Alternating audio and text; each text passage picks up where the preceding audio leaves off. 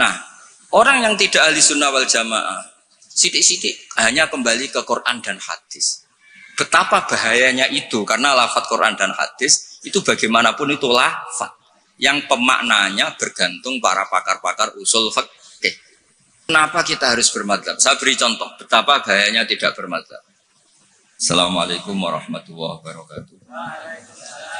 Alhamdulillahirabbil alamin wassalatu wassalamu ala asyrofil mursalin sayyidina maulana Muhammadin wa ala alihi washabihi ajmain amma ba'du. Ingkang sangat kula hormati iki Kiai Haji Idris, iki Pak D kawula, paman napa lah istilah nek teng Jawa. Wonten niki wonten Kiai Sekathah, wonten Kiai Said, Kiai Ama, wau dijemput Mas Aziz niki. Kula teko tok pun ganjaran kula sak gunung Uhud. Mergi wis ponakan sing apik, dienggo kongkonan yo nurut. Kula niku sakjane ngangge hukum akhlak tok niku ganjaran kula pun kuwat. Saya kemarin malam Rebo nderekno kersane Mbah Mus teng Rembang. Paginya ngaos tafsir di rumah. Itu satu-satunya pengawasan yang paling saya senang. Saya ketua di situ. Ketua yang menentukan. Liyane niku pun kalah terus. Habis niku bados ngasar hormat Mbah Maksum. Malam Kamis diaturi dalam sarang Maulid Rasul sallallahu alaihi wasallam. Sebelum lebih jauh tentang ngaji risalah Ahlussunnah wal Jamaah, kula cerita sanad. Terus Mbah Hamid alite namine iku Abdul Mukti. Riyen serumah dengan mbah saya. Mbah saya namine Fatimah. Mbah kula niku abahe namine Abdul Khaliq alite, tapi gede-gede dados Idrus. Jadi Fatimah binti Idrus bin Umar niku mbah kandung kula. Nah, Mbah Hamid bin Abdullah bin Umar. Terus potongan wali niku pun mulai alit. Terus Gus Samar arep dadi wali pun terlambat mergi. Mas Sama bakat wali niku pun ketok mulai alit. Terus mboten saged pencitraan. Tapi karena kuota wali zaman akhir sedikit, mungkin bisa ada kesempatan. Berdasar KKN mangke diajukan. Karena wali itu menedek wali, nabi saja bisa berdasar KKN.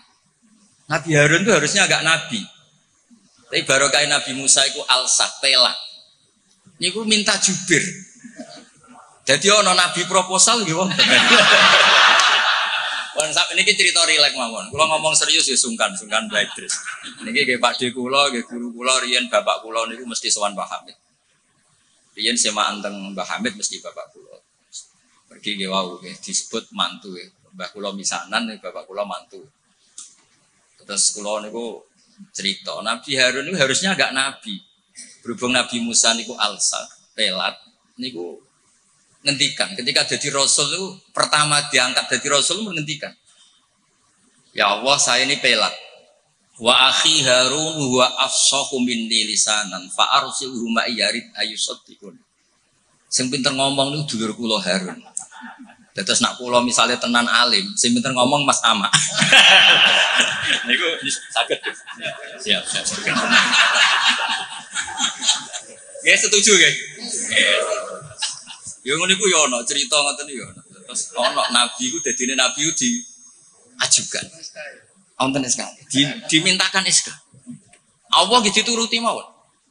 Qala sanasuddu adudaka bi akhika. Ya wis saiki Harun tak angkat dadi. Tapi Nabi kok proposal itu digo kalah-kalahan. Nabi Musa ini wadike Nabi Harun. Dia baik iktikaf munajat untuk kitab Taurat. Kaum menyembah anak pedet. Ngono ku ya diwamuk pancen Nabi. Takdim Nabi kan wajib. Nggih, takdim Nabi niku. Nggih, takdim Nabi niku wajib. Berhubung Nabi Harun dadine Nabi lewat Nabi sinten? Musa. Iku deret-deret tenan. Sampai Nabi Harun ngendikan la takhud bil khiyati wala biras. Jadi salah kaum iku timbang nyalano awake dhewe repot nyalano wong liya. Mulane nek ana wong tukang nyalano wong liya niku ya rontok ana sanate. Tapi tetap salah ndekne ora nabi ya ngoten. Mergo Nabi Musa niku ora iktikaf teng Turisina. Mestinya ketika kaumnya salah itu beliau juga ikut salah karena ada nunggoni proses bermasyarakat. Tapi wong ana sing dipasrahi mendingan nyalano sing Kowe wopo wae tak tinggal munajat nganti kaum nyembah. Jabe Nabi Harun nggih gampang, wis tak kandhani tapi ra ngandel. Purune mek Nabi sing asli mboten kados kula. Dadi lan nabroha alai akifina hatta yarji'a ilaina Musa. Mana nak sampean gelem apik mau ambek Mbah Hamid tok, nak ambek Mbah Idris ora gelem kowe bangsa Israel. Nak kowe wong Islam tenan ambek Mbah Hamid yo kepen dadi wong apik, dipimpin Mbah Idris yo kepen dadi wong apik. Termasuk sing ben nak pun dikiai ini Mas Amak, Mas Aziz kudu gelem dadi wong apik. Nak brengkel ngenteni Mbah Hamid wangsul, berarti kados Bani Israel. Niki mukadimah sekaligus pressure. Nak ngaku ahli sunnah wal jamaah minimal ilmune ya sakmene iki. Ora tau mondok kok ngake ahli sunnah napa? Wal jamaah. Akhirnya Nabi Harun dadi nabi. Mergo pinter ngendikan, wa akhi Harunu wa afsahu minni lisan. Mulane riyen wonten tiyang ya terkenal wali duka indawa. Niku ya kathah sing butuh penerjemah. Terus niki nak jenengan angsal, nggih niki kula angkat dadi napa? Mutarjem napa? Mbon niku guyon tapi ilmiah. Terus nomor kali, apapun baiknya tentang ahli sunnah wal jamaah, orang itu tidak boleh serius mempertahankan ahli sunnah wal jamaah, enggak boleh serius. Karena serius itu memancing perlawanan. Sehingga Nabi ngendikan inna hadad dina matinun fa'ughilu fihi birifqin. Agama ini ideologinya mantap, logikanya mantap. Maka kawallah dengan santai saja, yang rileks. Saya beri analogi begini, 2 tambah 2 itu kan 4. Perlu nggak kamu ngotot kampanye 2 tambah 2 4? Nggak perlu kan? Karena kebenaran 2 tambah 2 4 itu kebenaran yang mantap. Jadi zaman ra usah mati-matian belo ahli sunnah sampai menafikan yang lain, terus mengadili yang lain. Itu cara sekarang malah kontraproduktif karena menjadi ideologi yang mengancam, bukan ideologi yang merangkul. Sehingga guru-guru kita, mulai Bapak kula piyambak, Mbah Mun, Mbah Hamid, niku ketemu kelompok macam-macam nggih mboten terlalu ketok ekstrim. Bukan karena ngakui, tapi memang itu tidak produktif. Bangsa seneng tukaran, seneng geger itu tidak produktif.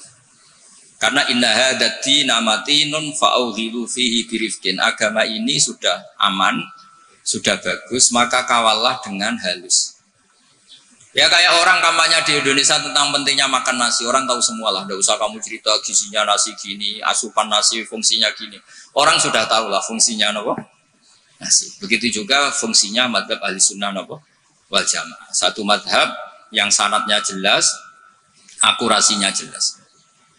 Nah saya tak cerita tentang sanadnya Mbah Hamid. Mbah Hamid dulu diantaranya tentu ngaji sama abahnya sendiri, Ki Abdullah. Karena itu sudah babul ilm, darul ilm, sudah komunitas ilmu.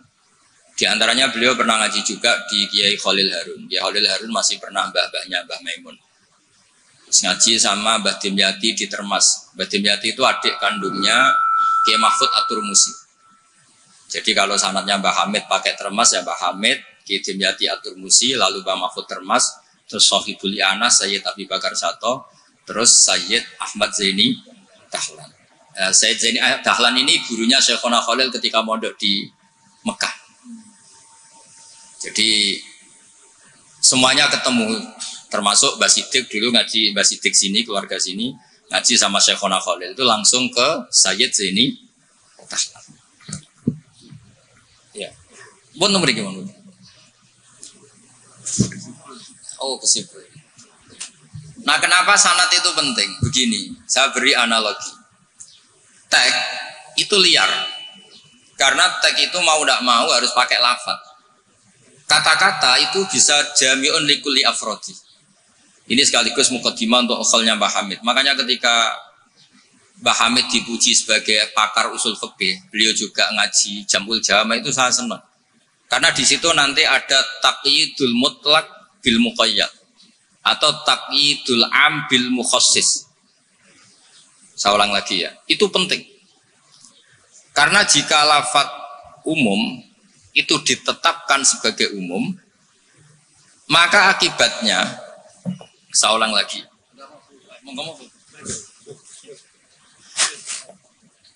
Ya, saya teruskan ya. Andai kan tidak ada sanad keulamaan, Saya ulang lagi, kalau tidak ada sanad keulamaan dan orang memahami Quran dengan letterless, apalagi dengan harfiah, apalagi orang ini, kelompok ini berjanji tidak akan menambahkan sedikit pun apa yang ada di Quran, maka tingkat menyesatkannya itu bahaya sekali. Bukan sekedar bahaya sekali. Saya beri contoh, misalnya contoh yang gampang-gampang saja, yang jusnya belum terlalu jauh. Wa antasma'u bainal ukhtaini illa ma qad salam. Di antaranya kita tidak boleh nikah perempuan, misalnya Anda menikahi Mbak Sri gitu, sekaligus nikahi adiknya. Wa antasma'u bainal ukhtain. Itu jelas di Quran hanya menyebut wa antasma'u bainal ukhtain. Zaman Nabi Sugeng, Nabi itu ya nambahinnya hanya sedikit. Wala bainal mar'ati wa ammatiha wala bainal mar'ati wa kholatiha. Juga enggak boleh kamu nikahi Sri sekaligus nikahi buliknya atau budenya, baik dari bapak maupun bulik dari ibu. Berarti yang disebut Quran hanya bainal ukhtain, yang disebut hadis hanya bainal mar'ati wa ammatiha wa kholatiha, hanya dua orang, dua kelompok. Sementara tidak menyebut wala bainal mar'ati wa jaddatiha. Kemudian orang-orang fikih yang muktabar semuanya sepakat tidak boleh nikahi perempuan dan orang yang ada hubungan mahram. Sehingga ada kaidah dua perempuan yang andai kan salah satu itu lelaki kok tidak boleh nikah, maka tidak boleh dinikahi satu lelaki fi nikahin wahid. Artinya kalau ada orang kampanye hanya megang Quran tidak lebih tidak kurang, berarti dia hanya mengharamkan al-jam'u bainal ukhtain.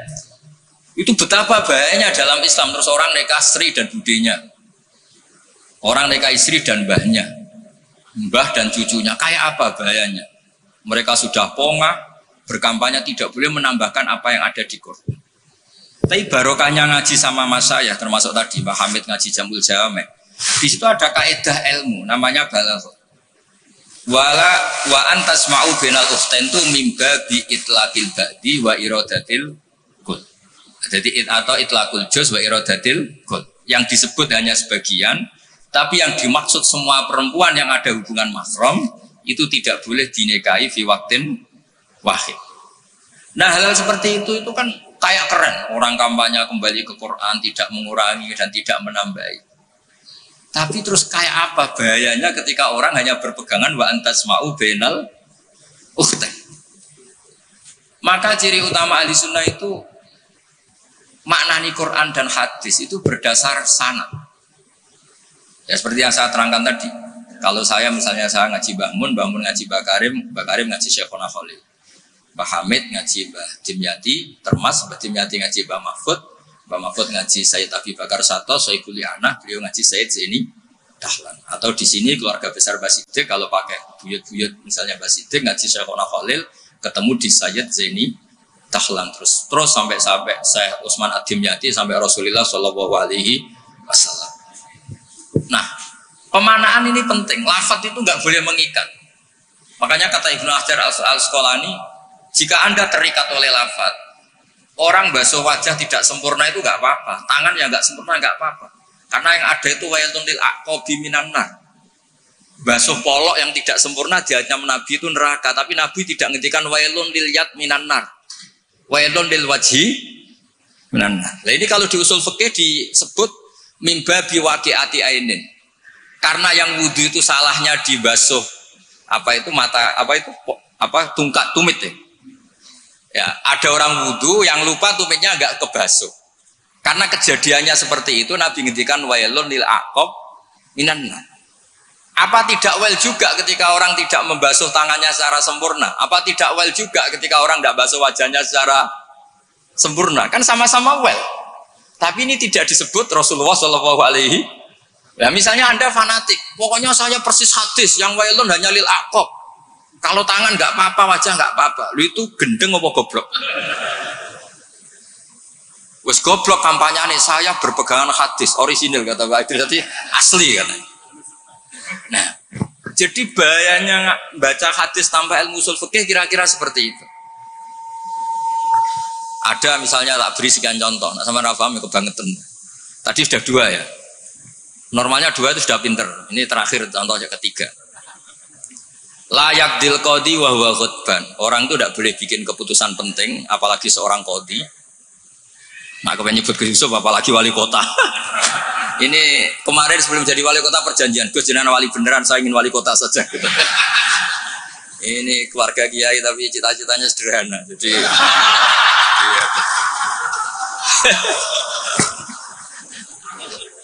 itu bisa, itu kalau dalam madzhab tasawuf itu, kalau saya Mbak Idris Gus sama ingin jadi wali betul, tapi beliau sederhana sekali ingin jadi wali apa? Itu kalau niatnya tawadhu karena nggak ingin nyanyi Mbah Hamid, insya Allah barokah. Tapi kalau niatnya nggak ingin tirakat, nah itu yang masalah karena ada dua wali besar. Yang satu jadi wali itu karena kelirunya sih. Keliru itu artinya menyalahi a'aliyal umur, bukan keliru maksiat. Saya bilang keliru itu bukan harus maksiat. Orang baik itu bisa keliru, tapi tidak mesti maksiat. Wali yang satu itu kalau sakit bilang ya Allah, ya Allah. Tapi yang satu itu enggak, bilang aduh boe, waduh boe. Suatu saat wali yang bilang ya Allah itu jenguk wali yang kalau sambat waduh boe. Ditanya, kamu ini wali kalau sambat kok aduh boe. Jadi yang wali aduh boe. Karena saya itu ingin kayak orang awam, enggak sok wali-walian ya Allah ya. Loh itu yang bisa jadi wali.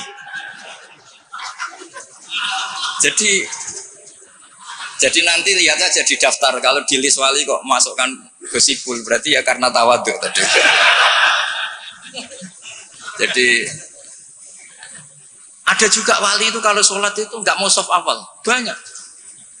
Kok koyok wong parak pangeran ya wani ning soft. Ada juga wali ditanya, apa kamu kalau di surga ingin melihat Allah? Enggak. Kaget kan? Umumnya orang ke surga kan ingin melihat. Tapi jawabnya apa? Unazzihu dzalikal jamal an-nazari misli. Allah terlalu agung biar tidak terkontaminasi di dalam meripat kayak aku ini. Itu ya jadi wali. Ini terpaksa cari referensi demi wali kota. Jadi makanya saya itu narasumber itu penting tidak penting sudah benar. Mergo tawadhu di Rembang sini itu jauh. Gara-gara diteror ini yang manggil Mbah Hamid. Aduh. Ini Pak D Idris, ini Pak D saya, Pak Lek kalau manggil saya itu mesti yang manggil Mbah Hamid gitu. Ya, kalau nelpon mesti gitu. Ini yang manggil Mbah Hamid. Ternyata di sini berlaku teror ya. Ini yang manggil Mbah Hamid karena memang beliau itu sepupu mbah saya Mbah Hamid. Jadi bermadzhab itu penting karena kata itu liar. Layak dil qadi wa ghadban. Seorang yang sedang marah itu tidak boleh punya keputusan penting, baik itu qadi, wali kota atau orang tua atau siapapun. Kata qadi dihilangkan. Enggak boleh kamu mentang-mentang hadisnya qadi, hanya qadi yang enggak boleh bikin keputusan kalau marah. Kalau kiai boleh. Kalau orang tua boleh, kalau wali kota boleh. Tidak bisa. Bahwa ghadban itu kalau sedang marah. Kalau sedang lapar boleh, sedang ngempet nguyuh boleh, sedang ngempet ngising.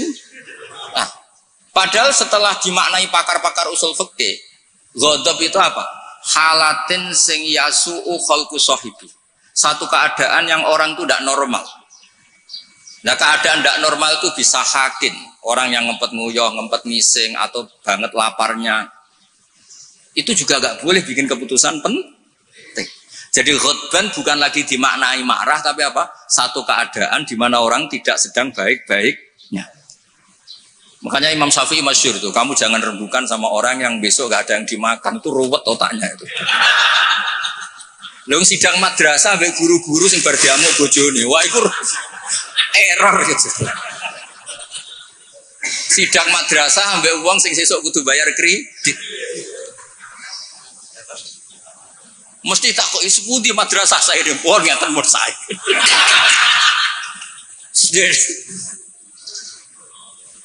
Akhirnya kata ghadban tidak sebagai ghadban. Qadhi juga tidak sebagai qadhi. Fatta sa'a bisa babil fahmu. Ijtihad itu menjadikan logika menjadi luas. Nah, orang yang tidak ahli sunnah wal jamaah, sidik-sidik hanya kembali ke Quran dan hadis.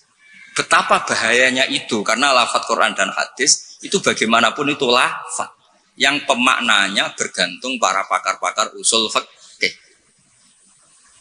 Nah, usul fikih ini yang ngerti. Ini kalau di balaghah bab ini kalau di ilmu lughat begini.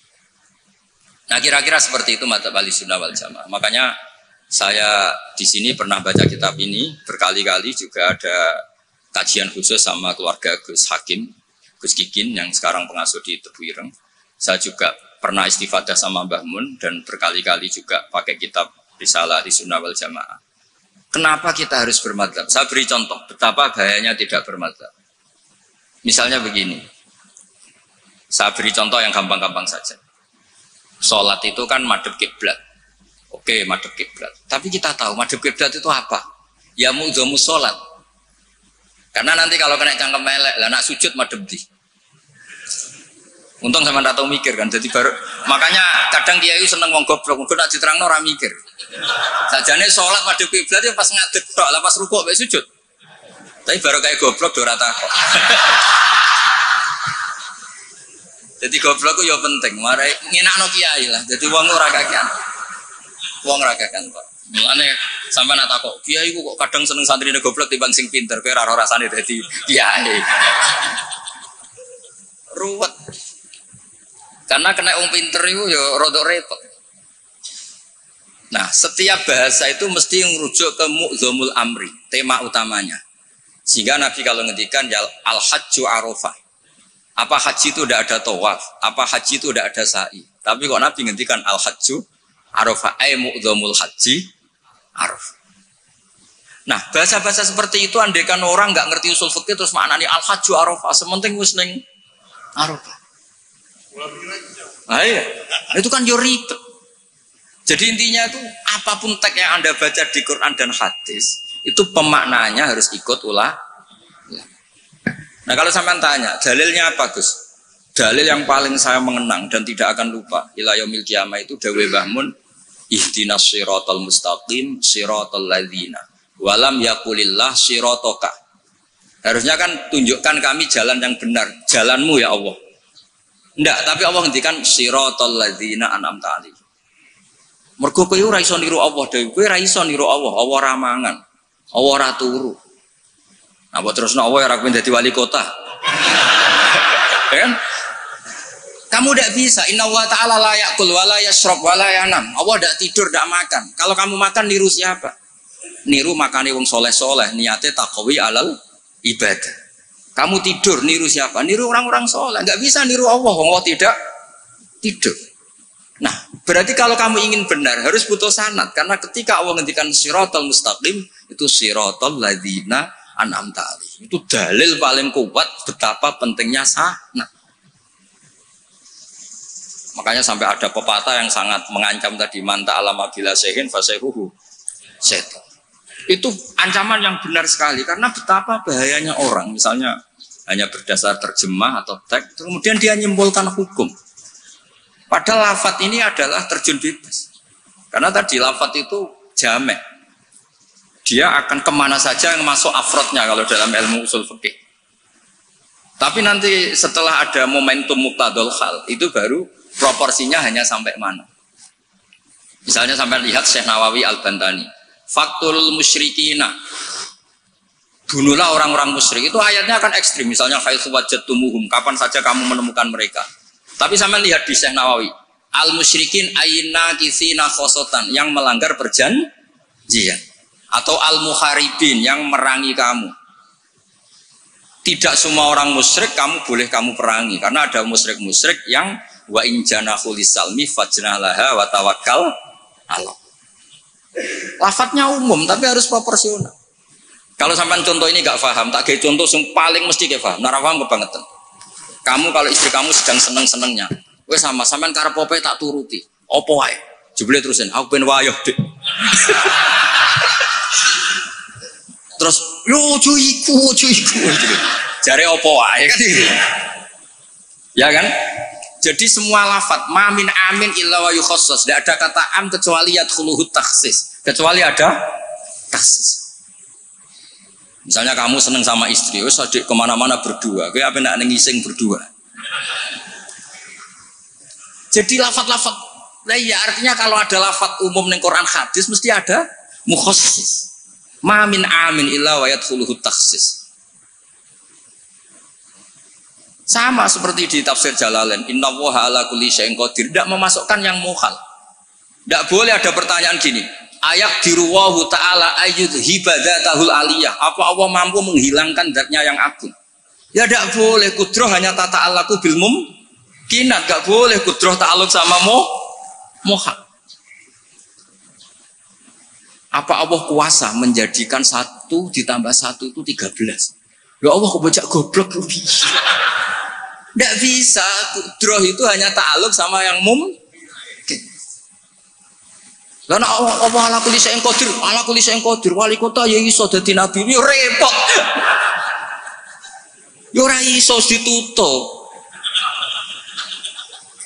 Iku sebarang mukhal. Paham ini? Ya wis ngono iku ahli sunnah wal jamaah. Nek pinter nganti ngono iku ahli sunnah wal jamaah. Mbon iki deal ya. Ya mbon, kalau tak maca kitab mbon niku sing ngono terus. Mungkin sing jawab jubire wis selesai perjanjian. Kan Nabi Musa niku adike Nabi Harun. Terus Nabi Musa dadi nabi, ngajarno proposal kakake dadi nabi. Tapi tugasnya Jibril. Nah kalau Mas Sama pernah sepuh Mas Sama. Jadi ini mbon pun. Jadi mungkin sing jawab sampean tangklet. Sing gampang teng kula, sing angel teng sama. Karena kula iki mun kiai sing makruf lah. Terus ora usah dites. Yang ngetes itu sing latihan kiai. Kula niku pun melewati tes itu sudah. Sekamane pun lulus. Guys, setuju ya mungkin tangkep sama. Nah, terus mbon saniki menculat mapon pun mukadimah sanate Mbah Hasyim oke Mbah Hasyim nak teng Jawi riyen nggih masyhur nate ngaos Mbah Saleh Darat. Mbah Saleh Darat niku nggih menangi Sayyid Zaini Dahlan. Tapi Mbah Hasyim menangi Mbah Saleh Darat itu Mbah Hasyim kecil sehingga beliau kados kemarin anak-anak sing menangi Mbah Mun dia menangi Mbah Mun di sarang tapi enggak sempat ngaji karena mungkin masih ibtidak, Mbah Mun pun sepuh. Sebab itu Mbah Hasyim tidak pernah pakai sanad Ali langsung Mbah Saleh Darat. Tapi kalau Mbah Mahfud biasa pakai sanad lewat Mbah Saleh. Karena ketika beliau di Mbah Saleh Darat, niku mun ngaji khatam tafsir napa? Jalal. Makanya nggak boleh kalau dalam tradisi ilmu nggak boleh pakai sanad Ali tapi nggak punya kenangan. Jadi banyak kan anak-anak kemarin saya pun kelas 4 SD menangi Mbah Hamid. Tapi saya kan nggak bisa istifadah karena saya terlalu kecil. Saya tahu Mbah Hamid banyak dari bapak saya karena bapak saya sudah sepuh sering ketemu Mbah Hamid. Jadi sanad Ali itu punya sisi kelemahan, dia hanya mujarradur ru'yah, hanya melihat. Makanya sahabat itu Amr bin Tufail itu akhiruman mata minas sahabat. Itu enggak dipakai riwayatnya karena kenangan mbek Nabi piye kok aku dijak bapak jamaah. Jadi mirsani Nabi tapi tidak punya kenangan sami aminan Nabi. Makanya sanad itu bagus nazil. Nazil itu jumlah ke Rasulullah besar banyak, tapi lewat orang-orang yang talaki mulazamah, ketemu orang-orang yang mulazamah. Jadi mendingan sampai Rasulullah lama, tapi lewat orang-orang yang mulazamah. Sehingga sanadnya Mbah Mun misalnya paling suka ya lewat Mbah Karim. Mbah Karim itu lama sekali di Mbah Hasyim, di Mbah Syekhona Khalil. Kila itu 20 tahun, Wakila 30, khilafnya itu 20 ke atas. Enggak ada yang 20 versus 2 tahun. Kalau zaman ziarah tok walen Mbah Khalil. Iku pendak banyak karep maksudnya. Nah itu iya kalau ziarah yang ingin ngaji itu bawa kitabnya dulu, setelah paham terus di kitab itu dibawa. Itu baru ziarah betul itu. Jadi sanad itu kadang-kadang sering bagus yang nazil. Nazil itu lama tapi kredibel. Lah Imam Syafi'i termasuk fanatik sanad nazil. Beliau itu sering ngendikan an Ibnu Umar an Rasulillah. An Abdullah bin Abbas an Ubay bin Ka'ab an Rasulillah. Kenapa muter-muter begitu padahal Abdullah bin Abbas juga sahabat. Tapi beliau sahabat pas itu kecil. Sehingga kenangan dididik Nabi langsung itu tidak banyak. Sehingga kalau ada ilmu banyak, beliau sebetulnya lewat Ubay bin Ka'ab atau lewat Umar bin Khattab. Masyhur itu di sanad sab'ah, misalnya Abdullah bin Sa'ib dari Abdullah bin Abbas, misalnya masih dari Ubay bin Ka'ab. Sama seperti santri sarang sendiri yang menangi Mbah Mun, banyak yang ngaji mahali lewat saya. Akhirnya ke Mbah Mun lewat saya, padahal dia menangi Mbah Mun. Tapi kan dia tidak ngaji mahali, karena pas itu masih kecil.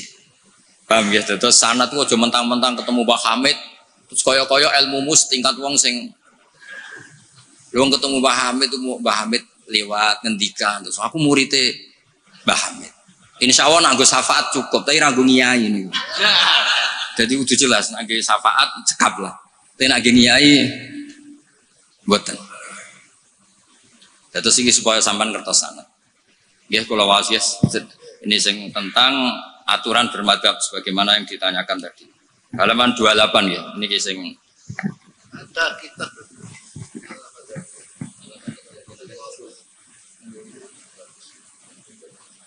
Al-Madadiyah punya kitab Al-Madadiyah. Karena akhirnya sebenarnya Al-Madadiyah nanti berakhir Al-Diniyah. Kalau dimulai dari gak bermadhab, lama-lama tidak beragama. Ya kan? Nah, ya sekuler kan akhirnya ya dimulai dari Allah Madadiyah lama-lama Allah Diniyah. Ya jadi jelas tadi ya, jadi dimulai apa? Sanad. Di sini diterangkan Bismillahirrahmanirrahim 28. Jubir takut jubir ya. Fi bayani wujubit taklid liman laisa lahu ahliyatul istihad. Orang wajib ikut bagi yang tidak berkemampuan istihad. Wajib taklid, wajib ikut. Yajibu inda jumhuril ulama al-muhaqqiqin ala kulli man laisa lahu ahliyatul istihad al-mutlaq wa in kana qad hasala ba'dul ulumi al-mu'tabarati fil istihad apa taqlidu qaulil mustahidin wal akhdhu bi fatwahum liyakhruja an uhdatit taklif bi taqlidi ayyihim sya'a. Dikauli ta'ala fas'alu ahla dzikri in kuntum la ta'lamun. Jadi orang-orang yang tidak punya kemampuan istihad itu dalam setiap fatwa harus tanya mujtahid. Lah tanya itu artinya wajib ikut. Kalau diwajibkan tanya kan berarti butuh jawaban. Apa artinya ada jawaban kalau dia tidak mau ikut? Fa'u jabat su'ala ala man lam ya'dalik. Allah mewajibkan tanya bagi yang tidak tahu itu. Wa dzalika taqlidun li alimin wa huwa amun li kullil mukhatabin. Terus wajibu ayakuna aman fi soal angkuli ma la yu'lamu lil isma ala anal amal lam tazal fi zamani sahabat wa tabi'in. Ini yang unik dari Mbah Hasyim. Beliau ngendikan zaman sahabat pun banyak yang awam. Karena sahabat yang baru Islam sehari dua hari, banyak sahabat juga yang punya kultur tertentu, tahu-tahu Islam, belum tahu kultur yang Islami. Sehingga orang awam mulai zaman sahabat juga banyak. Sama tak cerita nih, sahabat tuh yo kadang lucu. Jadi sholat itu pas sholat tuh kenalan. Jenengan tiang putih, kalau tiang lekok misalnya. Cara saya yo nyuwun nomor WA, jadi itu kenalan. Sampai akhirnya Allah nurunakan waqumu lillahi qanit. Ya biung ada di kampung kalau ketemu orang nggak kenal kan kenalan. Jadi pas sholat jamaah jejer wong yang nggak kenal ya kenalan. Jadi jangan iya nyuwun WA. Jangan kira semua sahabat langsung tahu Islam, kan ada yang qoribu adin bil Islam. Akhirnya Allah nurono wa qumulillahi. Makanya kenangannya sahabat, fa wa ma wajadtu mualliman ahsana min Rasulillah sallallahu alaihi wasallam. Fa wa man taharani wala kadza wa kadza. Inna ma qala li inna hadhihi salatun la yasuhu fiha kalamun adamiyyun. Nabi ku cek pinter ya nak ngandani wong. Setelah orang itu kenalan, setelah sholat digandeng mbek Nabi. Jong iki sholat itu munajat. Yo nak munajat omongane mbek pangerane ora usah mbek wong. Jadi sholat itu momentum jagongane mbek pangeran. Wis tak jagongan mbek Allah wae ora usah mbek wong. Jadi orang nyentak, batal sholatmu. Oh, baleni nang mboten Nabi santai mawon. Inna hadhi sholat munajat, iki sholat itu munajat. Munajat mbek pangeran. Makanya kalau sholat omong-omongane mbek pangeran ae ora usah mbek manusia. Makanya si sahabat tadi terus senang saya tidak menemukan pengajar sebaik Rasulullah karena cara menyampaikan tidak lewat bentak, tidak lewat marah, tapi ngandani seperti itu. Jadi ya dulu sahabat ya biasa, sholat terus kenalan ya biasa. Karena qoribu ahdin bil Islam. Ketika ada tayamum, mereka juga agak ngerti tayamum itu hanya cukup wajah dan yaden. Ada yang nyatamar roham, guluk-guluk gitu. Karena dikira kayak mandi, kalau mandi junub harus rata, tayamum juga harus rata. Jadi sampai anak orang fahaman, itu kancane gak kathah, riyen sahabat gak kathah sebenarnya. Mulane kula niku kadang dadi wong pinter yo getun. Mergo kula bolak-balik pinter. Wong goblok ku yo pinter. Karena saya nyontokno. Ngaji tafsir ku angel. Nggih dari bareng angel iku pinter. Berarti wong bodoh iku pinter. Karena nggih dari barang angel.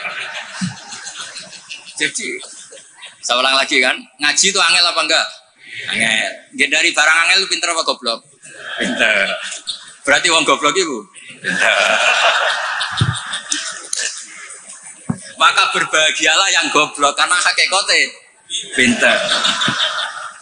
Tapi saya tidak mau pinter yang jenis ini saja. Dia kan mikir negara itu ruwet, ya kan? Ngindari barang ruwet berarti pinter. Tapi tidak usah teruskan, sing nantang ruwet berarti.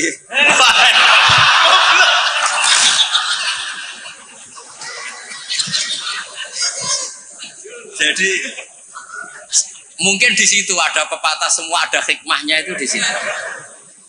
Loh, jadi wong alim ra susah sebuti. Sinau wis wangel, nak keliru kepleset dibuli wong akeh. Loro. Wis ngono nak wis alim alamah, pengikute ini njuk syafaat. Lho kula nate dicitani bapak-bapak kula, Mbah Hamid Abai Idris nate nangis, nate muwun. Karena banyak orang salam template, banyak orang ngasih, banyak orang hormat. Kata beliau, Nur, aku soleh-solehku dewi gue golek ridane Allah. Kok diwales dunia? Mesti diwales dunia itu kemudian banyak orang memberi uang. Tapi karena Pak Hamid wali betul, akhirnya uang itu dikasih-kasihkan orang. Jadi wali lomo itu sakjane ya rontok moh dosa ya.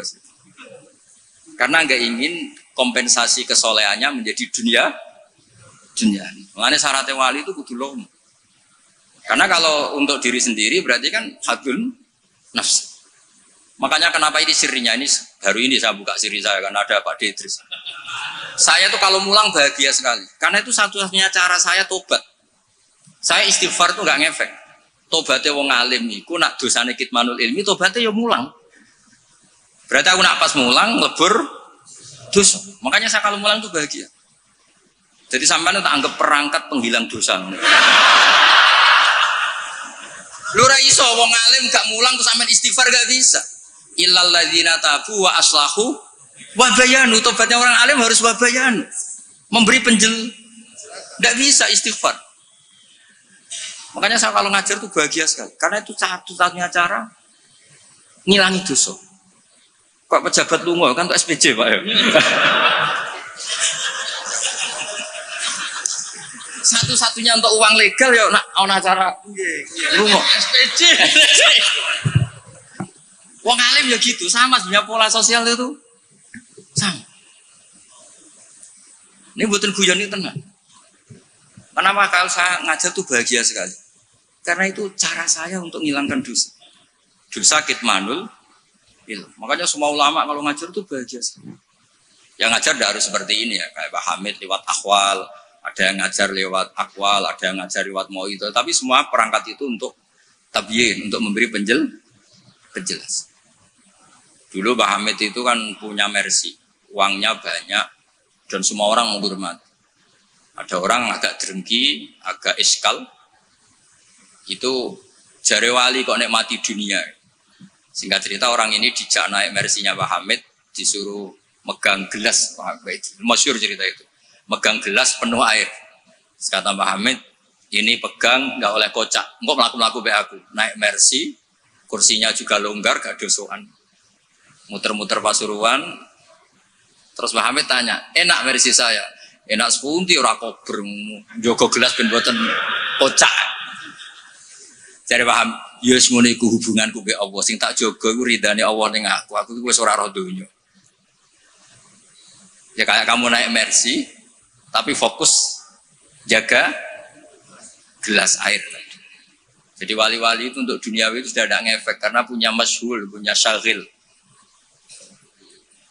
Ya seperti saya itu kata orang banyak itu, misalnya ya, saya kata orang banyak itu terkenal, saya tidak tahu terkenal pada tidak tahu. Yang saya jaga hubungan Allah dengan saya, kalau saya betul orang alim harus mulang, kalau saya betul orang bodoh harus ngaji. Tapi ngaji bek sampean kan berat. Ngaji bek simpul kan ya lucu. Misalnya aku ngaku goblok tawadhu terus gawe ihya Gus ulang. Kan wong yo lucu kan. Sakjane kula nggih kepengin tawadhu. Lan apuran kula tak bentuk ihya Gus tak jenengan. Akhirnya pilihannya kan loro, ngaku alim wajib mulang, nah ngaku bodoh kudu ngaji. Kalau betul sombong misalnya kiai latihan terus kalau betul ikhya itu sing meriang kiai ini nembuk kulane. Bisa akeh kan?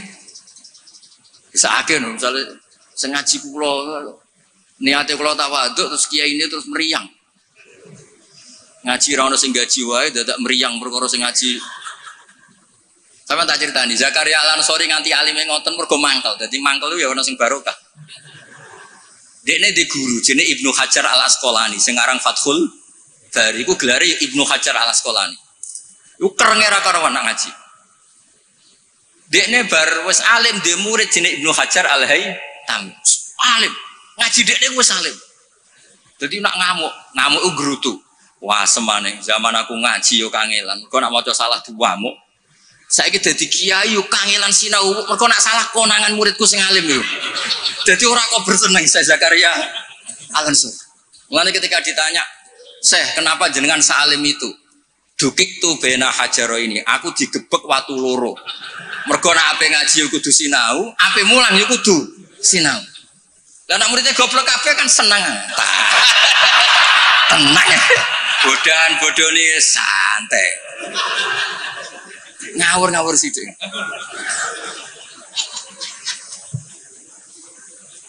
Artinya ngene loh, siapapun yang merasa alim, dia sebaiknya tidak usah ngaji itu buat tawadhu itu ganggu, pun yang mana itu. Mau niki deal ya? Mau ngaji rilek-rilek mawon, buatan usah. Koyok ya mempertahankan ahli sunnah apa? Jamaah biasa. Pokoknya inna hadad dina matinun fa'ughilu fihi birifkin. Agama ini sudah kokoh, sudah mantap. Kamu tidak usah berlebih. Kamu tidak usah berlebihan kampanye 1 tambah 1 2 karena sudah mantap. Mohon santai mawon. Ya santai mawon pun akan tergolong. Terus wa yattabi'unahum fil ahkam terus fa innahum yubadiruna ila ijabati su'alihim min ghairi isyaratin ila dzikrid dalil. Karena yang tanya orang awam ya cukup dijawab, tidak menyebut dalil. Nah sekarang yang awam pun nak dijawab kiai ada hadisnya enggak? Definisi hadis roh tak kok.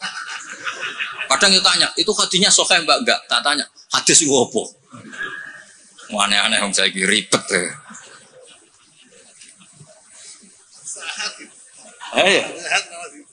Enggak, padahal di Bukhari banyak hadis. Ya ribet. Kalau sampean tanya, berarti nanti yang tanya juga termasuk orang yang bikin ribet. Sakjane wong takok iku rugi lho. Nak takok khas wong alim kok goblok kok takok. Nak kowe bodoh kok diduduh-duduhno.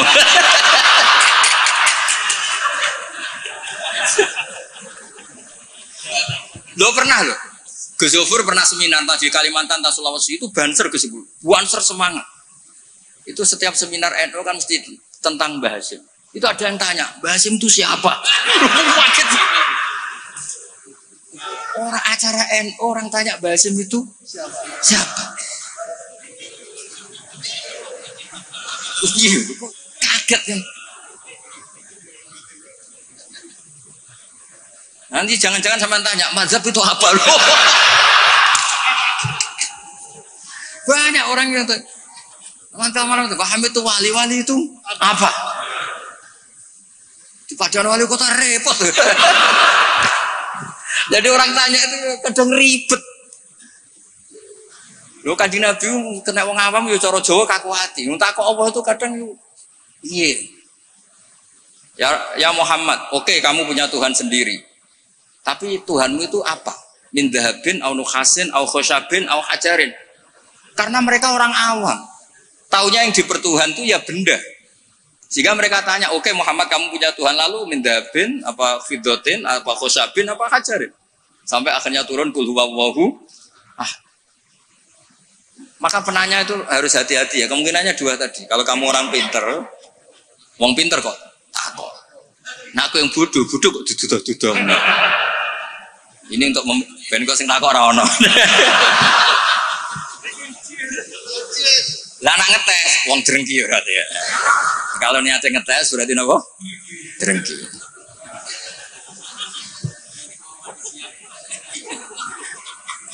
Buatan rileks mawon niki kalian Pak De kula kalian keluarga niki. Buatan nanti sing santai mawon. Tapi mesti ngoten nih. Fakana isma'an ala tibail ami lil mustahid wali anna fahmal ami minal kitab was sunnah saqitun an haizil i'tibar. Jadi orang awam apapun memahaminya Quran itu tidak dianggap. Bukan berarti kita tidak ngeregani orang awam, tidak, memang ya nggak tahu. Ya bukan kita tidak ngeregani orang awam, ya memang tidak nopo, tidak tahu. Iya atau belum tahu. Pokoknya memang ngeri. Kalau kita dengarin ngeri. Ya misalnya apa saja lah. Pertanyaan orang awam itu kan tentang agama. Saya ulang lagi tentang agama itu ganggu. Ya apa? Ganggu. Apa itu pertanyaannya? Apalagi kesimpulannya. Tanya saja ganggu. Apalagi mau takut kayak ketok gobloke, mau pernah nyimpul. Itu sureng gitu. Ya kayak tadi saya beri contoh, kita kembali ke Quran dan hadis. Kata kembali itu kan setelah kemana-mana. Memangnya kita pernah kemana? Mulai kita Islam ya pegangannya Quran. Terus kok kita diajak kembali, memangnya kita pernah kemana? Nah, iya. Kata kembali saja sudah masalah kan? Di mana-mana kata kembali sudah kelayaban kemana-mana. Terus diajak. Kita mulai kecil ya pegangannya Quran. Tidak pernah kemana-mana. Tidak kembali. Ya kembali kemana kan? Enggak, ini kalau model mantek ya. Ini kan. Ya nggak usah kembali ya. Memang kita tidak pernah kemana-mana. Ya kan? Sederhana kan? Sudah kamu sekarang kembali apa sudah di situ? Kembali apa sudah di situ? Sudah di situ. Jadi sederhana sebenarnya ngaji itu gampang. Illam yuwafiq afhama ulama ahlil haq al-akabir al-akhyar. Di sini disebut al-akabir al-akhyar. Ketika Mbah Hamid terkenal, Mbah Mun terkenal, Mbah Hashim terkenal, itu penting, itu rencana Allah. Supaya orang kalau terkenal itu barokahnya itu diuji oleh publik. Jadi terkenal itu tidak perlu kamu hasuti. Kalau Allah menghendaki supaya ada konsensus, karena ulama ini butuh ijma. Jadi enak anut wali yang terkenal dibanding wali versi-versinan. Paham ya? Ana wong misalnya nyuwun sewu rambutnya gondrong ning dhuwur gunung, ora tahu ketemu wong. Terus jare muridé iku sing mulang langsung Sunan Kali Jogo, tongkate Kali Jogo, klambine Antakusuma. Sing ngakoni mung wong loro. Wis wong loro oleh muni ngene, enggak semua orang tahu kalau dia wali. Waduh ribet. Itu enggak boleh jadi pegangan. Di antara syaratnya pegangan itu asyuhrah wal akabir, harus punya status besar. Karena ini lewat diuji. Berapa orang yang diceritakan meragukan kewalian Mbah Hamid, tapi gara-gara ngalami kasfud domair, apa yang ada di hatinya dibuka Mbah Hamid, akhirnya ikrar. Enaknya wali terkenal kan ada proses pengujian kan. Nah wali dhuwur gunung muridé mok loro cek bangga orang geruwong. Sing mesti kalimatnya orang geruwong, orang geruwong kebodhon koyo kowe.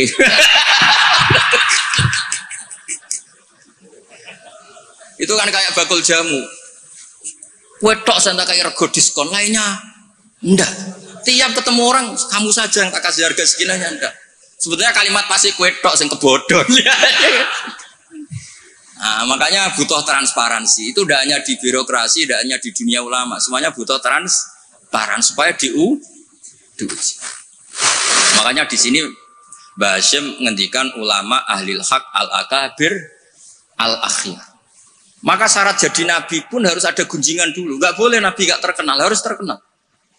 Sebelum dia lahir jadi gunjingan di Bukhairah, di Nasturo. Jadi komunitas di Syam semuanya gunjingkan nabi akhir zaman dengan definisi yang dimiliki masing-masing.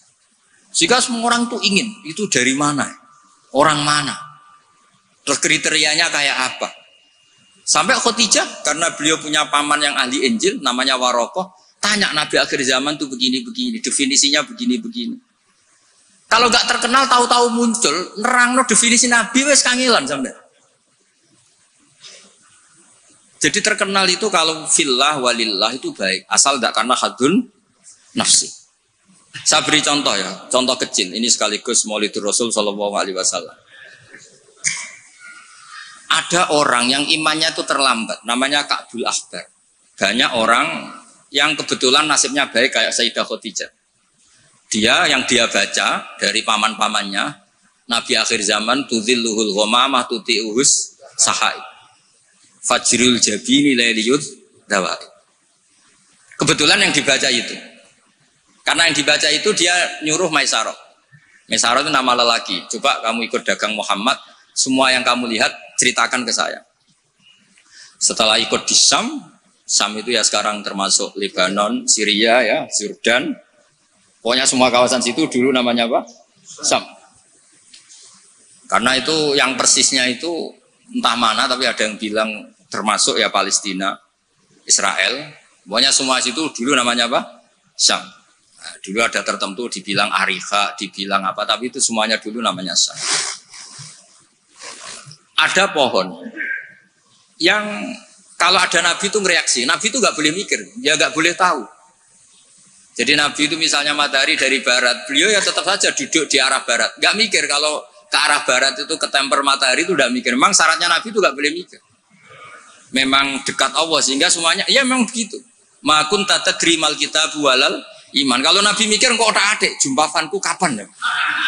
Supaya diarani nabi carane piye? Makanya nabi itu harus ummi. Ummi itu tidak tahu apa-apa. Tapi di bab nabi itu sifatu madkhin, bukan sifatu dzammin. Kalau kamu ummi kan sifatu dzammin. Kalau kamu goblok tuh goblok betulan itu. Kalau nabi harus layak yaqra wala yaktub. Karena dengan gitu orisinal. Loh nabi kok iso mikir, akan orang kan curiga, cari momentum yang pas dia ngaku nabi. Nabi itu harus ummi. Layak rok wa layak tuh. Makanya orang kadang salah paham. Wong nabi gak tahu kok dia katakan. Untuk nabi itu beda. Tidak tahu itu sifatu madkhin. Jelas disebut di Quran. Ma kunta tadri mal kitabu walal iman. Wa ma kunta tarju ayyulqa ilaikal kitab. Nabi gak pernah berharap jadi nabi, itu gak pernah. Gak boleh nabi kok berharap jadi nabi terus ambisi. Gak boleh. Makanya gak boleh kamu daftar wali kok ambisi, gak boleh. Cuma ini kuotanya banyak yang kosong ya sudahlah dipaksa-paksa. Ya jalur itu fakir sabar ya bisa, bodoh sabar ya bisa. Yang paling susah itu jalur alim wirai zuhud, itu berat. Jalur fakir aja kan sudah dapat fakirnya, tinggal dapat sabarnya. Akhirnya karena itu sudah jadi gunjingan. Ini barokahnya terkenal, sudah jadi gunjingan. Maisarah ditanya, ketika Nabi duduk misalnya matahari dari barat, Nabi duduknya itu di barat pohon. Nah, pohonnya yang menyesuaikan diri. Jadi pohonnya itu ales itu merubah dirinya, ben iso ngiyupi. Nah, justru itu terus Rahib Bukhairah itu, wah ndak akan alam memperlakukan seperti itu kecuali dengan Nabi. Nabi juga agak minta ada ghamamah yang tudilluhun, enggak ya jalan aja. Dan tudilul ghamamah itu batasnya hanya sekian meter. Kalau semuanya mendung dikira semuanya dapat mendung. Ya hanya pas arah Nabi supaya kelihatan itu demi Nabi. Makanya terus Maisarah ketika datang ditanya. Oh iya bener, itu berarti Muhammad itu Nabi. Pas itu Nabi umur 20 tahun. Ya bareng ngoten mboten enten alamat malih. Mulai Khadijah mulai ragu. Duh, bojoku sudah jadi nabi tahu ora. Nah, setelah umur 40 tahun, ini bukti kalau nabi itu tidak tahu. beliau mulai tertarik tahandus di Gua Hira. Datang malaikat Jibril itu dikira malakul mauti. Kagetnya bukan main aku. Tidak boleh Nabi kok kedatangan Jibril tak enteni, aku jadi orang biasa. Aku jadi orang biasa aku bosen. Kapan dilantik? Itu nggak boleh, Nabi nggak boleh, begitu nggak boleh. Jadi Nabi kaget itu malah bener gitu. Maka baru ketemu Jibril yang wedi luari dia. Yarju fuadu, kaget. Bilang ke Khadijah zamiluni. Enggak. Loh, kalau orang kan umumnya kan seneng. Jibril stanti di suya udah di awam gue bosen. Tidak ada seperti itu. Clear ini guys, benten. Jadi Nabi itu nggak tahu. Makanya wahyu disebut fuj'ah, kaget. Dan Nabi kaget karena dianggap itu malakul maut. Wes bareng minta zamiluni itu sama Khadijah dikemuli terus cerita. Saat tadi ditemuin gini-gini saya kaget takut. Sayyidah Khadijah yang seneng karena dia pernah ragu 15 tahun. Tahu alamat kan nomor Nabi 25, dapat Nabi 40. Sebenarnya bukan main, absyir karena kamu harus seneng. Fa wa la yuzika wa abadan innaka la tasilur rahim wa tahmilul kalla wa tadridoi fa wa tu'inu ala nawaibil haq. Sebenarnya Khadijah, lo coba sepinter itu kalau dia agak belajar dulu tidak bisa. Kenapa bisa belajar? Karena sudah terkenal akan ada Nabi akhir zaman. Akhirnya dikomunikasikan sama Waraqah bin Naufal paginya, ayo besok ikut ke Waraqah bin Naufal, ke paman saya. Itu di kitab Bukhari ada redaksi wakana nasroniyan. Kot wakana kot tanas sorofil jahiliyah wayak tubuh bil injil wayak tubuh minal injil bil ibroniyah. Masya Allah ayat tuh. Dia tuh penginjil dan dia menguasai bahasa nopo Ibro. Makanya komentar beliau tidak Jibril tapi hadan namus alladzi ja'a bi Musa. Dia enggak bilang Jibril, masih pakai bahasa Ibrani. Hadan namus alladzi ja'a bi Musa. Dan syaratnya Nabi kudu diusir. Nah, ini yang agak berat. Tapi ya barokah, semua orang yang diusir kaya Nabi. Padahal diusir muka mertua mergo ngentekno donyane. Diusir ka mertua ngentekno donyane jare. Ketika Waraqah bin Naufal itu sudah ngakui kalau Muhammad ini nabi. Niku ngendikane lucu. Ya letani fi hajat an khina akhrajaka qaumuk. Aku sayang wis tuwek, cum umpama ijek kuat ngono. Andaikan saya nanti masih kuat, itu saya ingin bela kamu. La ansurannaka nasran mu'azzaran. Saya pasti membela kamu mati-matian. Nabi ya boten ngerti, lagi-lagi tidak ngerti. Tapi saya ulang lagi, tidak ngerti yang sifatu madkhin. Nabi ngendikan awamu khrijiyahum. Kalau kiai-kiai sarang, ya maknanya itu khobar muqaddam, mubtada. Mas awamu khrijiyah ana ta iku wong sing ngetono ingsun hum te kaumi. Saya ini Quraisy. Saya ini terpandang, keluarga saya orang terhormat. Masa iya kaum saya ngusir? Kan enggak kebayang ya, misalnya Gus Ahmad diusir wong Pasuruan, Putu Bahamid, orang-orang terhormat kan enggak kebayang terus. Makanya Rasulullah itu juga GR, masa iya saya ini anaknya Abdullah, anaknya Abdul Muthalib, orang terpandang kok di. Tapi Waraqah bin Naufal ngendikan, "Cung, aku wis tuwek, sayang saya tidak menangi kamu ketika kamu diusir." Lu coba kalau itu nggak ada bukunya, nggak ada referensinya kan nggak tahu.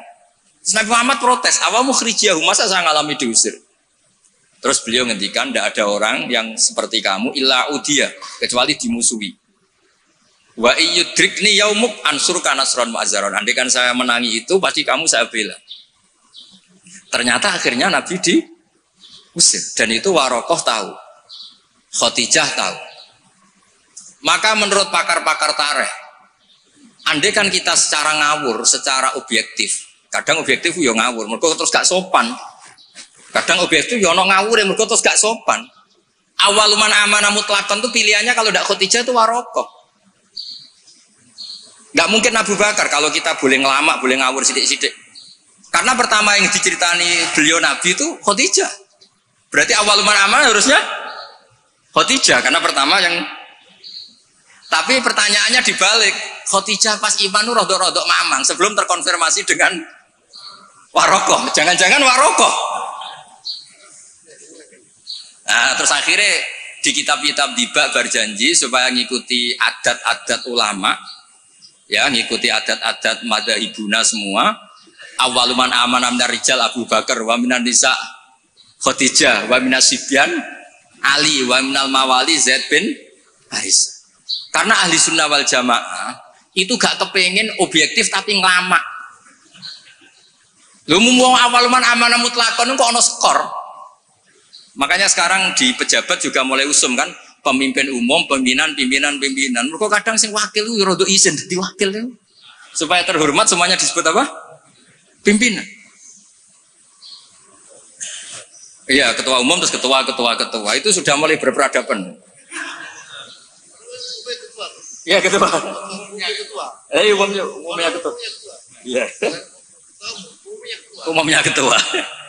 Jadi ini cerita ya. Makanya kitab-kitab ahli sunnah wal jamaah itu nyebutnya itu awaluman amanah minar rijal Abu Bakar wa minan nisa Khadijah wa minas sibyan Ali wa minal mawali Zaid bin Harisah. Andai kan pertanyaannya agak objektif, yang mutlakon siapa? Dari sekian pemenang, yang pemenang sejati siapa? Mesti debatnya tuh antara Khadijah dan Warokah. Tapi gue objektif sing ora bener, susah nggak hukum adab ya rasa kecangkeman. Akhirnya tadi awaluman amanah tapi dari kelompok rijal, dari kelompok nisa. Tapi secara logika, wong pertama yang diceritani Khadijah dan ketika Nabi umur 25 nganti direwangi wong Maisarah ya karena sudah. Nah, tapi kalau itu dipakai, jangan-jangan Bukhairah malah panjang lagi kan? Jangan-jangan Nas Turo, ya mungkin. Buktinya orang Raja Habasyah ketika dia dibacakan surat Maryam oleh Ja'far bin Abi Thalib, dia langsung iman. Inna hadza wa manazala ala Musa lamin miskatin wahidah. Ini dengan yang dibawa Musa itu dari mata air yang sama, dari sumber yang sama. Kemudian dia juga iman. Daripada geger-geger ngono ora usah ngono, ana minar rijal, minan nisa, minas sibyan, minal mawali. Jadi ahli sunnah itu ulama yang enggak suka objektif kalau itu punya akibat ngelama. Kerepotan. Corong Jawa itu kerepotan, ribet. Misalnya ono wali terkenal atau urip ning daerah tertentu, tapi ning kono iku numpang iku lho, Karmen. Dhisik iku tanah sing dienggo tanahe Parman. Wali kok numpang kan yo ora enak. Ya cerita ngono iku ya objektif nyatane tenan awal-awale, tapi kono koyo wong drengki kan cerita gitu itu koyo.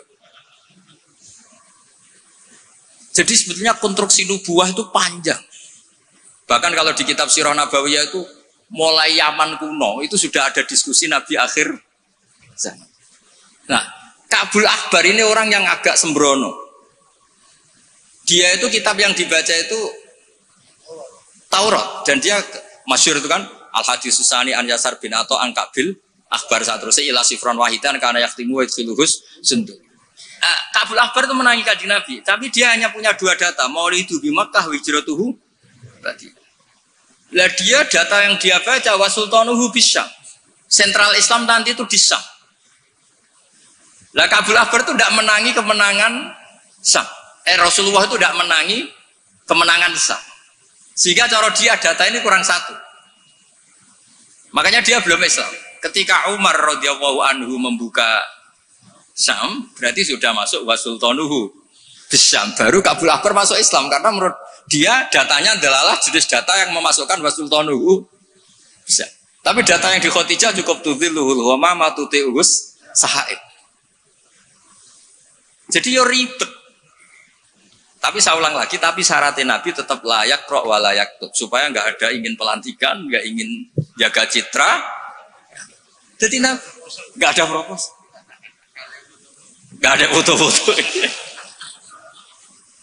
Ya sudah saya teruskan. Biar ngerti sama nanti kalau suatu saat sampai ngaji tafsir, kok ada ayat makun tatadri mal kitabu walal iman, wa makun tatarju ayyulqa ilaikal kitab. Biar tahu betapa Nabi ini ummi yang justru jaga tingkat orisinilitas.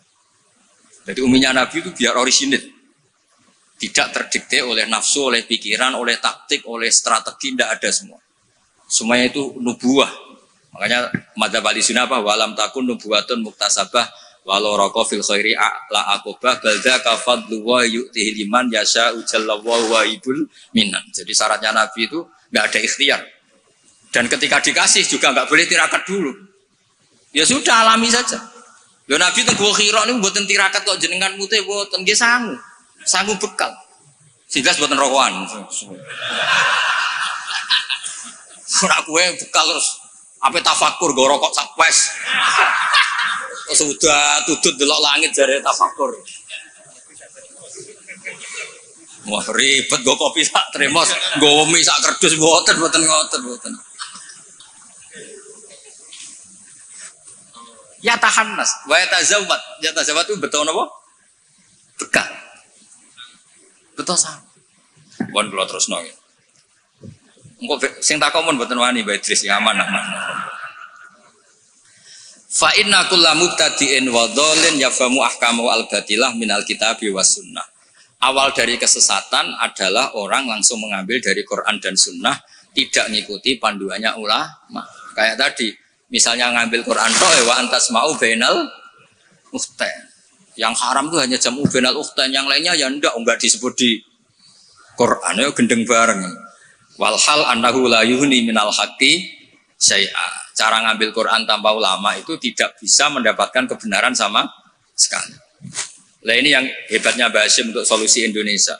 Wala yajibu alal ami iltizamu madzhabin fi kulli hadisatin. Tidak harus orang banyak itu mengikuti madzhab tertentu.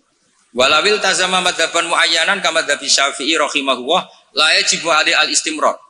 Ketika sudah bermadzhab Syafi'i tidak harus dia selalu Syafi'i. Bal yajuzu lahul intiqal ila ghairi madzhabi, dia boleh intiqalul madzhab.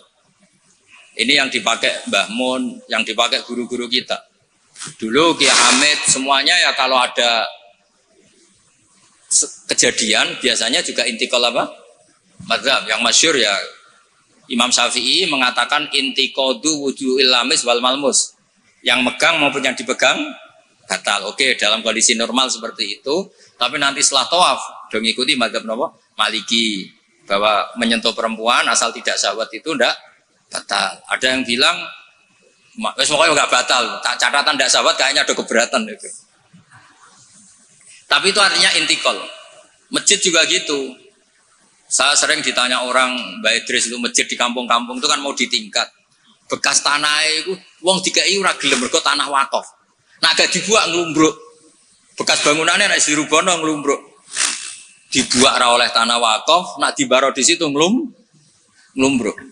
Nah, itu kalau kita ada intikal madzhab Hanafi bahwa wakaf itu atiyatun mahdhah, enggak bisa. Akhirnya kalau saya ditanya, ya nek iku problem kayak no cahaya yatim tak kayak no imam masjid sing rodok diutang seneng didol dari kebaikan ke kebaikan yang lain, karena keberadaan barang-barang bekas ini sudah doror, sudah ganggu, sudah tidak lagi maslahat. Ya, tapi seperti itu tetap intikal madzhab, karena kalau madzhab Syafi'i itu kan wakaf la yuba wala yuhab wala yuros. Pusing kan? Pusing mboten? Pusing. Makanya ya saran saya kalau ada masjid ismeh ruboh, ya kayunya yang layak dan di situ sudah mau dibangun masjid mewah, kasihkan madrasah atau musola. Kalau nggak bisa kasihkan fakir miskin. Tapi yang penting dari kebaikan menuju kebaikan yang berbeda. Lah ikutnya apa? Ya Hanafi, karena yang lainnya la yuba wala yuras wala yuhab.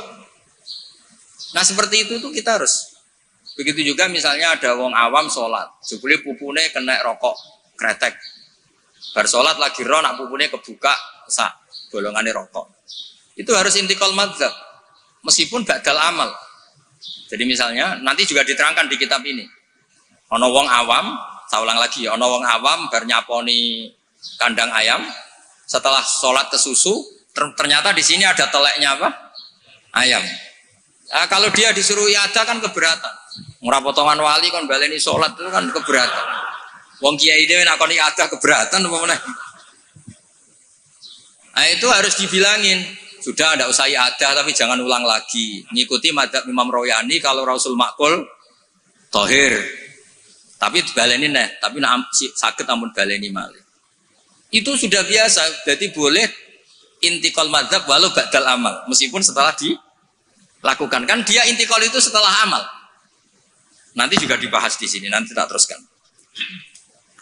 Ya jelas ya, wala yajibu alal ami iltizamu madzhabin fi kulli hadisatin. Nah, terus wal ami alladzi lam yakun lahu nazarun wastidlalun wa lam yaqra kitaban fi furil madzhab idza qala ana syafi'un lam yu'tabar hadza kadzalik bi mujarradil qaul. Wa qila idzal tazamal ami madzhaban muayyanan yalzamul istimrar alaihi li annahu itaqada annal madzhab alladzi intasaba ilaihi wal haq fa alail wafa bi mujabi itiqadi. Tapi ini mboten populer. Lah niki walil muqallidi taqlidu ghairi imamihi fi hadisatin. Seorang muqallid boleh ngikuti madzhab selain imamnya dalam satu peristiwa tertentu. Falahu ayuqallida imaman fi sholati dzuhri masalan wa yuqallidu imaman akhar fi sholatil asri. Lah terus beliau ngendikan wa taqlidu badal amali jaizun. Taklid setelah melakukan amal itu boleh.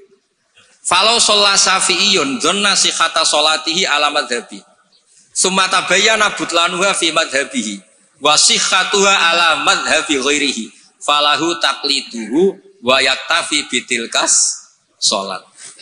Enteng ya. Jadi misalnya saya Syafi'i goblok misalnya. Saya orang Syafi'i yang goblok. Berkeyakinan kalau sholat ana tletonge sapi itu batal. Lalalah bar sholat terbukti basarung saya ada teletong sapi. Berarti kan saya meyakini sholat saya tidak sah. Terus ketemu Mbak Idris, serapopo cara madzhab beliau. Nah ini saya nggak perlu iadah, meskipun badal amal. Cocok ya? Yuk, buat ini dewe bahasa, buat dewe itu.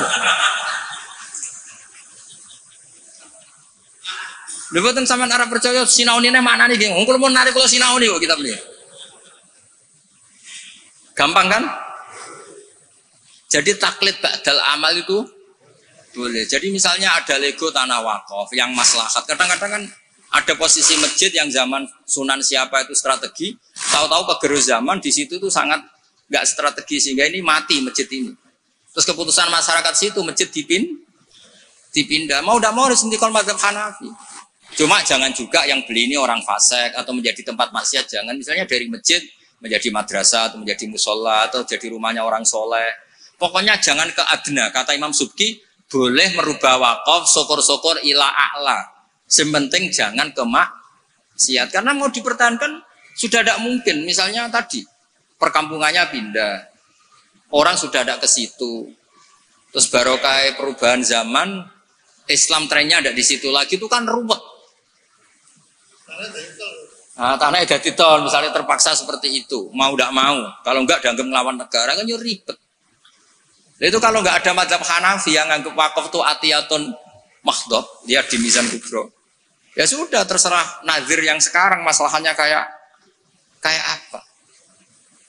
Itu kan banyak, saya tuh sampai bosen ditanya kiai-kiai kampung gitu. Rata-rata ya antara kiai kolot, mbak kiai modern. Biasanya lazim, sing modern ora iso ngaji, benane perubahan. Sing iso ngaji ora pati luwes. Ribet ngadepi wong kotok sampai wong modern. Tapi enak ini masyarakat tuh kalau ada orang terkenal alim rada diwedeni, rada lumayan lah. Ya barokah iku kan nak takok sing jawab aku rada wedi. Jadi terkenal tidak untuk hadzun nafsi tapi untuk mempersempit konflik. Jadi karena hukum ya, saya ulang lagi. Hukum itu kadang itu tidak objektif.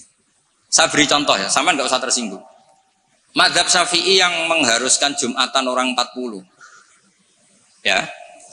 Itu juga dikritik oleh Fathul Mu'in. Tidak usah saya, Fathul Mu'in pun kritik.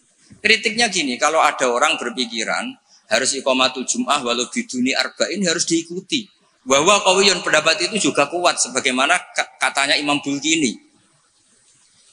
Orang yang latihan jadi kiai, yang latihan dakwah syarat 40 itu aneh. Loh, kamu kan hidup di Pasuruan, sudah kota santri. Coba kalau kamu hidup di daerah Samin. Wong sing gelem Jumatan wong 10 kok mbok syaratno 40. Jadi agama itu juga diuji di lapangan, jangan nuruti khayal ideal. Imam kudu macane fase wong sing dadi imam wong iku. Sing gelem ya wong iku. Isane ya mok ngene iku. Mbok yo wong ku mikir coba yang nuduhnya ku ideal. Zaman neng Mekah Nabi diuji wong kafir, neng Madinah diuji wong munafik. Padahal ditunggoni Sayyidul Khalqi. Iku pelajaran nak dunia iki ngono iku ruwet. Dipimpin wong paling sempurna ya ono wae masalah. Pemene mbok pimpin kon, kowe wis masalah. Wis ora usah masyarakat kon dhewe wis masalah. Wis masalah. Loh saya pernah ditanya. Terus orang yang tidak peneliti itu biasanya membayangkan enggak 40 itu orang di pedalaman Pasuruan, di Bromo, di Tengger, di daerah-daerah gitu. Itu juga keliru. Sebetulnya yang potensi enggak 40 malah Islam kota. Islam kota ngeten Mbak Idris, kalau kasus di Jogja, di Jakarta, saya sering ditanya orang-orang kaya itu. Gus, saya mau bikin Jumatan, tapi orangnya kayaknya 40. Orangnya paling 10 Gus, kalau enggak 20. Tapi nanti 3 minggu lagi paling sudah 200. Itu pertanyaan Islam kota. Nah, karena saya lama di Jogja juga banyak interaksi dengan orang-orang Jogja. Kasusnya itu gini, Mas Ebul, kan ada perumahan elit, pengembangan bikin perumahan elit. Itu kan yang langsung ada masjidnya, ada paket, ada masjidnya.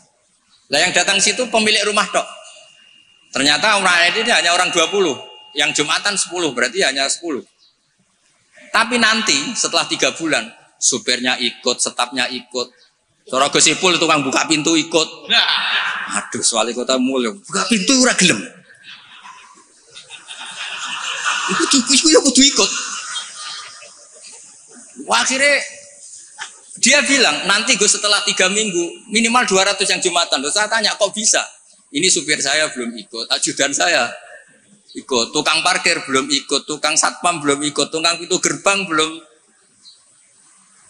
Ya aku ya, biro-biro Islam kota klaim Jumatan sudah lah Jumatan saja meskipun 40. Sama lihat di kitab Tazkirun Nas, karangan seorang Habib itu kitab Tazkirun Nas. Cari di Anah, cari di semua kitab Madzhab Syafi'i mesti ngendikan syarat arba'in itu syarat ideal. Karena ngendikan Imam Syafi'i kalau orang 40 itu pasti salah satunya wali. Imam Syafi'i tidak menangis. Saiki kumpul sewulah kau yang ini kira mesti ono waline. Iya kan? Imam Syafi'i gak menangi itu. Walau waktu adanya wali itu. Dulu itu saking banyaknya orang wali, orang soleh, tiap ada orang 40 pasti ada. Sekarang kalau orang ribuan pun ada jaminan kalau ada walinya. Kalaupun ada jalur istri juda, jalur fakir sabar, pun jalur-jalur itu. Nah itu kan kata siapa Madzhab Syafi'i itu absolut di ashabnya, tidak mesti juga.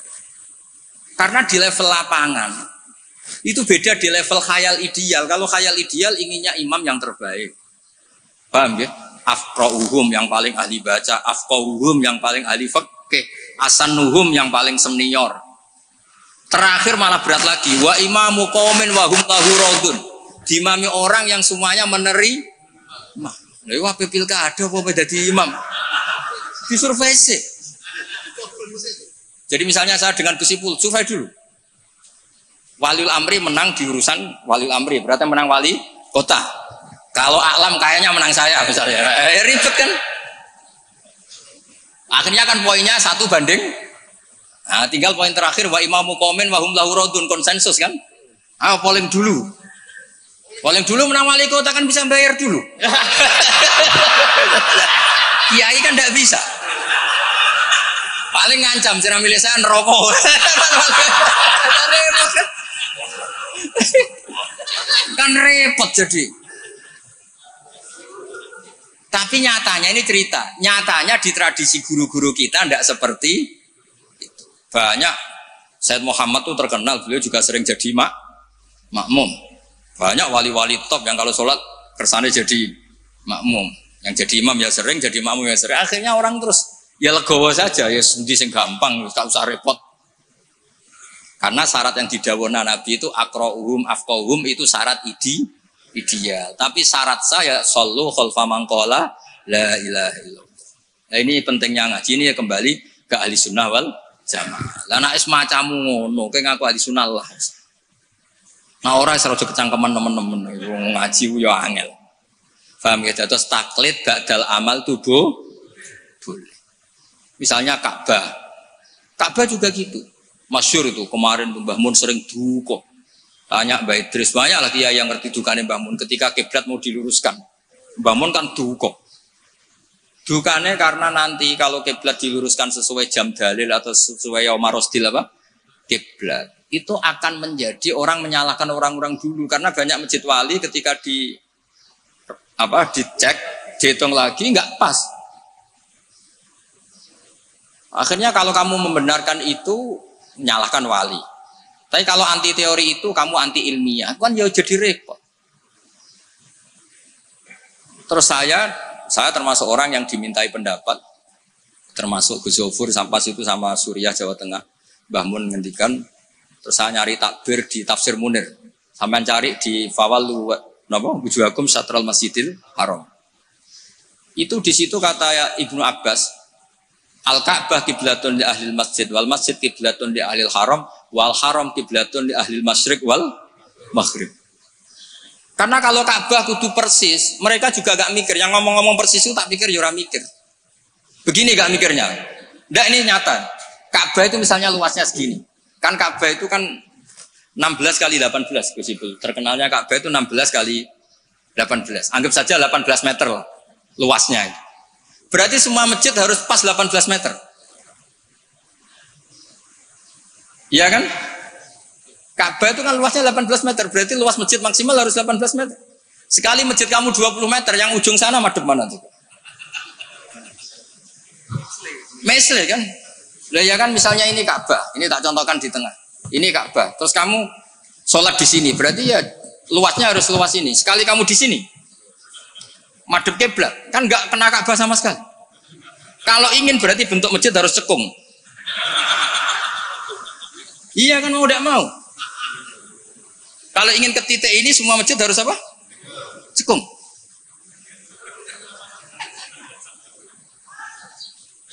Lah itu pas itu Mbah Mun saking dukane ngendikan gini. Senengane bener Ka'bah. Rumang samu sing wajib madhep Ka'bah iku mau wong salat tok. Wong mati wajib madhep Ka'bah iku keduki kabeh. Sampai ketik betul lho. Saking dukane Mbah Mun. Memangnya yang wajib madhep kiblat itu hanya salat. Orang yang mati pun harus madhep Ka'bah. Keduun kabeh. Iku cek versi kaul qadim kabeh. Ya ini cerita aja, gak usah dilebono hati, tapi ini ilmu ya. Jadi sampean biar rileks. Jadi beragama itu yang rileks karena inna hadzina matinun. Agama ini sudah kuat. Mboten kuat sepundi ditunggoni Rasulullah sallallahu alaihi wasallam jelas hebat. Ditunggoni sahabat yo mlaku. Ditunggoni wali songo sing wonge pinter-pinter yo mlaku. Yo ditunggoni mudin yo mlaku. Ditunggoni kiai proposal yo mlaku. Ditunggoni kiai sertifikasi yo. Nah, itu yang hebat bukan kiainya, karena agama ini dijaga Allah Subhanahu. Mulane kalau kan dadi kiai khusuk teman-teman mboten purun. Rugi. Agama wis dijaga pangeran. Kalau khusuk ora khusuk, bahkan saya jatuh sekalipun hadzin tetap mati. Yang jatuh paling seorang bukan hadzin. Mulane kalau kiai wis wantes. Terus cara bapak ngoten. Kiai tenanan goblok-goblok kiai. Kok sakit Pak? Lho inal huda wala apa tenanan suwe mulang. Suwe mulang. Mbah Mun ngandani saya juga gitu. Kowe nak mulang wis mulang ae, aja geman kepen pinterno santri, demen kecewa. Wong kula mulang mulai dhisik nganti saiki sing goblok ya pancet goblok. Lah sing bakat pinter mboten kula ulang-ulang ya wis pinter. Lah ini terus prestasine kiai ning ndi ya ora roh. Ya ikhlas niku, makanya agar sekali gak ikhlas wis gak duwe prestasi. Jadi monggo matur kula niku agama iku wis matin itu kuat. Nggih ngoten niki cara kula niku pertanyaan sing dimun disimpen wonten seranjenengan tapi wis kadung dipersiapno nggih satu saja supaya enggak ganggu keinginan. Tapi nek kakean wau sakake sing takok Gus kemungkinane tadi. Nggih, Assalamualaikum warahmatullahi wabarakatuh.